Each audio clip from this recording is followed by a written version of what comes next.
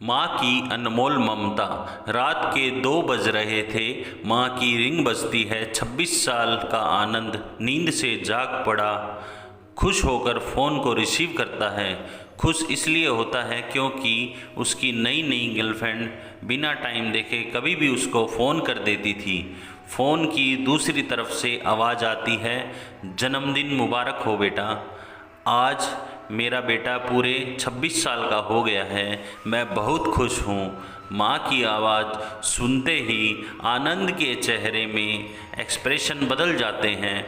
वो गुस्से में बोलता है, माँ तुझे समझ नहीं आता क्या? इतनी सी बात के लिए मेरी नींद खराब कर दी। यह बात तो तू मुझे सुबह भी बोल सकती थी।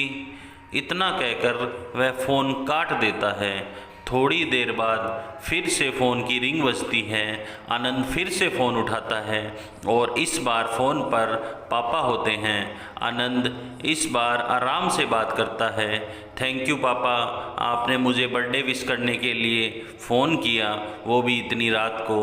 पापा कहते हैं, नहीं बेटा, मैंने तुम्हें मुबारकबाद देने के लिए नहीं बल्कि ये बताने के लिए फ़ोन किया है कि तुम्हारी माँ बिल्कुल पागल है। वो इतनी पागल है कि पिछले 1 महीने से मुझे हर दिन तेरा बर्थडे याद दिलाती आ रही है। वो इतनी पागल है कि तू हमसे सैकड़ों किलोमीटर दूर है, फिर भी उसने यहाँ पर खुद अपने हाथों से तेरे लिए केक बनाया है। ऊपर से ये जिद कर बैठी है कि जब तक तुझे विश नहीं कर देगी तब तक न खुद खाना खाएगी और ना मुझे खाने देगी।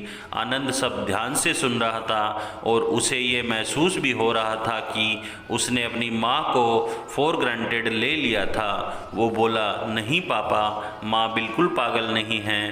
पापा कहते हैं, नहीं बेटा, तू अपनी माँ के पागलपन को नहीं जानता। मैं जानता हूँ। वह तो 26 साल पहले ही पागल हो गई थी जब डॉक्टर ने उसे कहा था कि या तो हम बच्चे को बचा सकते हैं या आपको। उसने बिना 1 सेकंड भी सोचे बच्चे को बचाने का फैसला ले लिया और मुझे भी कसम देकर उस फॉर्म पे साइन करने के लिए मना लिया था जिस पर लिखा था उसकी ज़िंदगी इस ऑपरेशन से खतरे में और अगर उसे कुछ होता है तो उसके जिम्मेदार डॉक्टर नहीं होंगे। अब तू ही बता, बिना तुझे देखे जो औरत तेरे लिए मरने को तैयार हो जाए उसे हम पागल नहीं कहेंगे तो और क्या कहेंगे? इतना कहकर पापा ने भी फ़ोन रख दिया। आनंद ने भी अब यह महसूस किया था कि वह जो कर रहा था वो भूल नहीं, गुनाह था। हाँ, एक बार किसी इंसान को दुख दो तो कोई बात नहीं, लेकिन भगवान को दुख देना गुनाह ही होता है और माँ भगवान से कम नहीं होती। पश्चाताप के आंसू उसकी आंखों से बह निकले। सवेरा होते ही आनंद अपने घर की ओर रवाना हो गया अपने माँ बाप से माफ़ी मांगने के लिए। घर पहुंचते ही उसने पहले माँ से माफ़ी मांगी जिसने उसे गले लगा लिया। फिर वह अपने पापा से माफ़ी मांगने लगा। पापा ने कहा, कोई बात नहीं बेटा, जा तू वापस चला जा। तेरी माँ हमेशा कहती थी कि तू उसे बुढ़ापे में संभालेगा, लेकिन मैं उसे समझा दूंगा। जैसे आज तक मैं उसे संभालते आया हूँ वैसे ही आगे भी मैं उसका ख्याल रखूँगा। उसे भी यह समझने में देर नहीं लगी जो बेटा उसके एक फ़ोन करने से परेशान हो जाए वह उसे उम्र भर क्या संभालेगा। बाप की ऐसी कड़वी बातें सुनकर आनंद की आंखें बहने लगी। वो सर झुकाए अपने बाप के सामने चुपचाप खड़ा रहा।